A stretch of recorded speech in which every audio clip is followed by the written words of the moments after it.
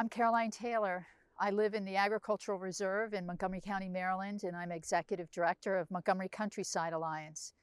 Montgomery Countryside Alliance is a small nonprofit that works to promote farms, healthy environment, and the public's understanding of both of those things so that we can protect and utilize the amazing natural resources that we have here in Montgomery County.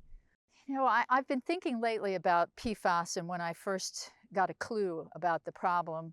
And I remember back in, I think it was 2019, there was a movie called Dark Waters, Mark Ruffalo movie that my family was going to watch for entertainment, and it ended up being more educational and actually horrifying to know that in our daily life we were exposing ourselves to chemicals that may have profound health effects. I thought the movie was good. It brought to home the hazards of the workplace, that workers exposed to these chemicals have more than we as consumers have. So that was my first real introduction to PFAS. But when I really started thinking about it, I remembered that my dad, decades ago, and he worked with the AFL-CIO on workers' safety and health. And he started talking about those chemicals even then. But, you know, as a kid, I just didn't pick up on it. One other thing I want to say, just in general about the groundwater here in Poolesville. One of the things that makes this such an acute issue here in Poolesville, Maryland, is that the source of our drinking water here is from a groundwater aquifer. In fact, it's a groundwater aquifer that's been designated by Region 3 of EPA as what's called a sole source aquifer. It is the only economically viable place for us to get water. We can get it nowhere else. So if it is contaminated, whether it's from PFAS chemicals or oil products or what have you, game's over for our residents, but importantly also our farmers. Our farmers rely on their groundwater wells to be able to irrigate their crops and to manage their livestock. There is no economic alternative to them if we have not a healthy aquifer here.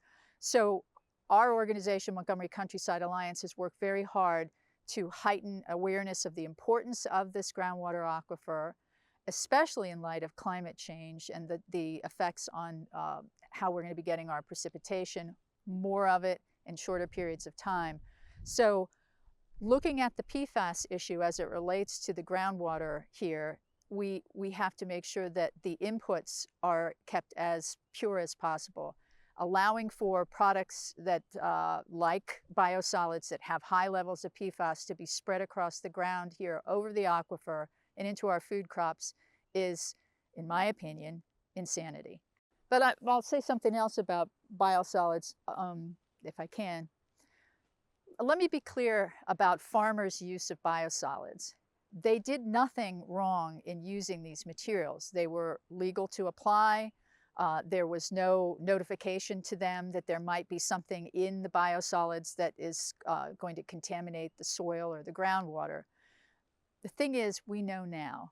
And from an economic standpoint, a farmer has to want to be keeping their products as pure as possible and having their consumers know that they're going to be healthy. And I believe most of the farmers here, now that they know, are going to understand that the application of biosolids here isn't the right thing to do, but from an economic standpoint would not be a wise thing to do. In late 2022, went to the mailbox and got a notice that the town of Poolesville had detected PFOA, I believe, and PFAS classification of chemicals in at least 2 of their wells. Knowing that we draw off the same groundwater aquifer, I immediately had some concern, not only for our water, but just in general, the health of the aquifer. And that's when I decided to do some more digging into what was going on, and then was contacted by a colleague at PEER, Mr. Tim Whitehouse, to have further discussion and see what we could do to shed more light on the situation. So as things have progressed through the months, we were also very happy to hear that PEER and Tim White House, we're going to engage in water testing here, individual groundwater wells. We volunteered to have ours tested. We're awaiting the results now. And in the meantime, we've been evaluating filtration systems should we need them, and also just our everyday products that may indeed expose us to greater levels of PFAS, including, surprisingly to me anyway, something as simple as dental floss. I believe that the PFAS issue is significant in a number of ways. One of them is that these are not chemicals that dissipate over time. They are forever, they're persistent, and they will remain in water, ground, and human bodies, and until we limit our exposure through various means, and the most important of which is that they have to stop being used in consumer products, in industrial applications, and we, as the public, as consumers, need to get far more information about what we are exposing ourselves and how we can limit that exposure.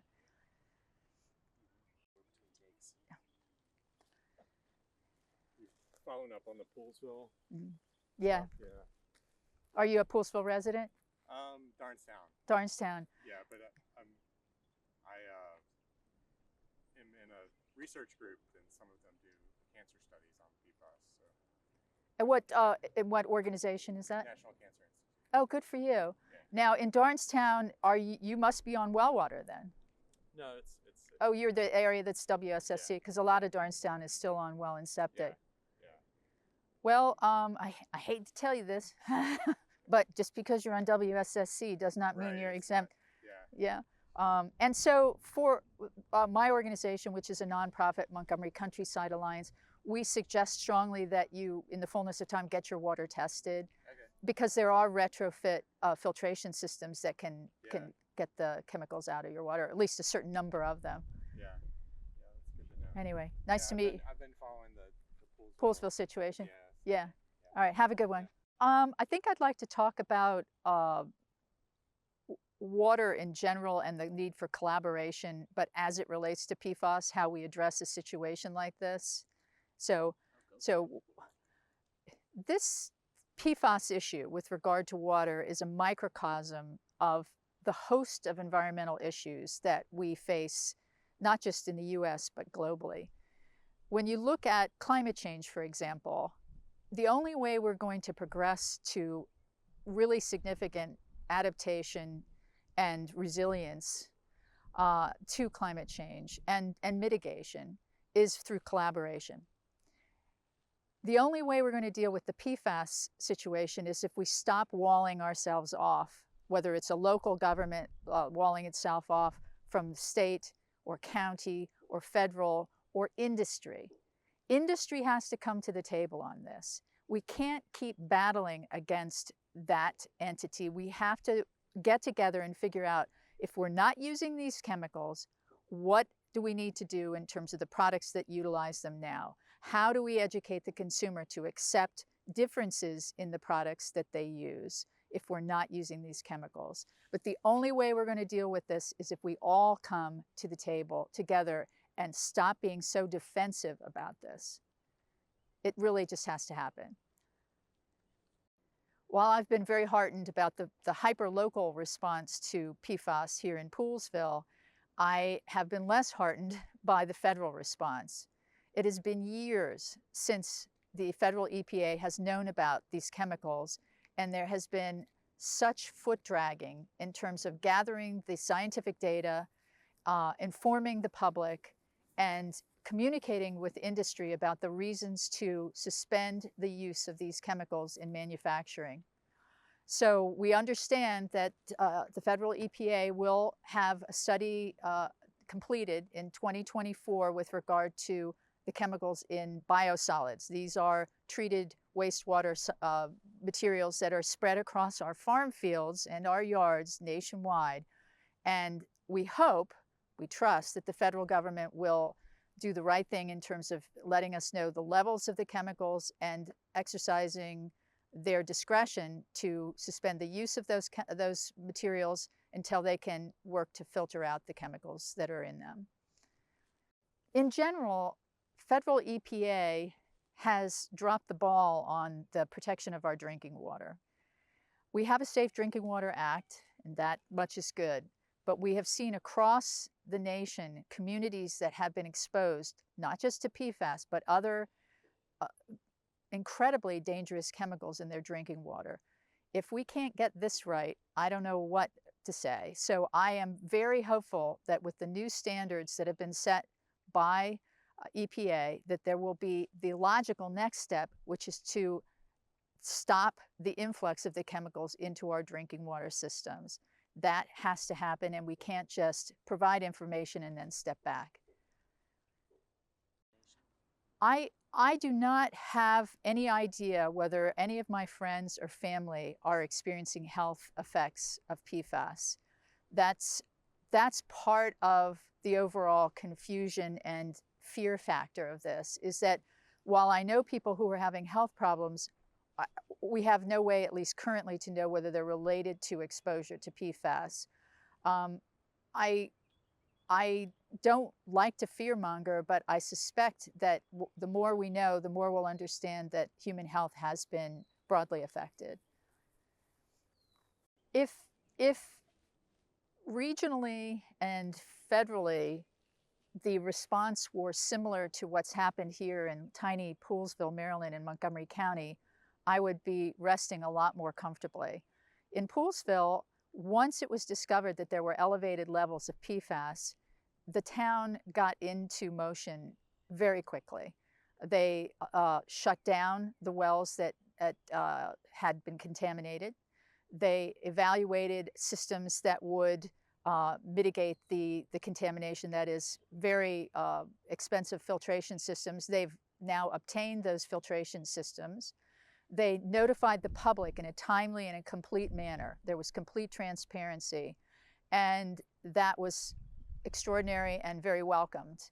From a county level, I'm sorry to say I'm disappointed that the county hasn't stepped up to follow suit. Their residents are being exposed to chemicals that the county should be concerned about, and I'm sorry to say that they have not communicated that information to residents. And indeed, when the county was asked to suspend the use of biosolid materials that contain very high levels of these chemicals, the county declined to do so, opting instead for a voluntary suspension of agricultural use of the products. I think this was too little, and I think the county can do more.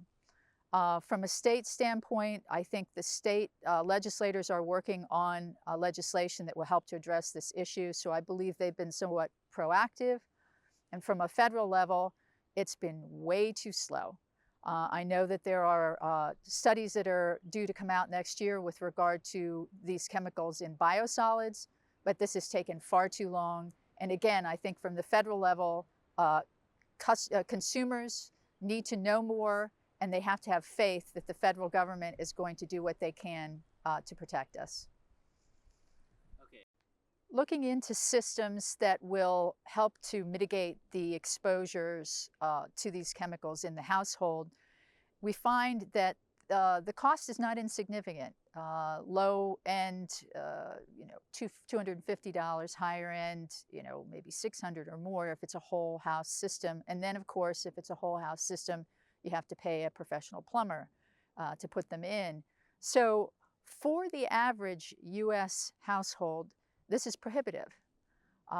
And we are keen on having local jurisdictions, or indeed some sort of program with the federal government wherein there is an offset to these costs. I have looked at the systems that you attach to the water system, the water that comes through your refrigerator. I think we're looking at about $350 for that system.